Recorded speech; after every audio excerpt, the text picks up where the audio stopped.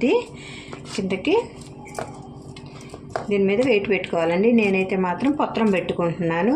ఏదైనా వెయిట్ మీరు కూడా ఏదైనా పెట్టుకునేటట్టు ఏర్పాటు చేసుకోండి మీరు ట్రై చేసేటప్పుడు. ఇప్పుడు ఒక గిన్నె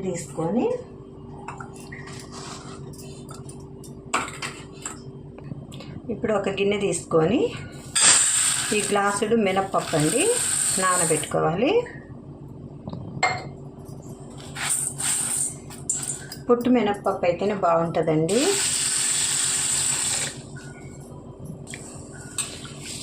ఇలా ఒకసారి కడిగేసుకొని నీళ్లు పోసుకొని నానబెట్టుకోవాలండి. ఈ రాత్రంతా బాగా నానిపోయింది మినప్పప్పు. ఈ పొట్టు మినప్పప్పే మంచిదండి. ఇది వాడుకోవటానికే ట్రై చేయండి. పప్పు నానిపోయిందండి. శుభ్రంగా ఇట్లా పొట్టు తీసేసుకొని గాలించుకోవాలండి. సన్న రాయి ఉంటుంది, గాలించేసుకొని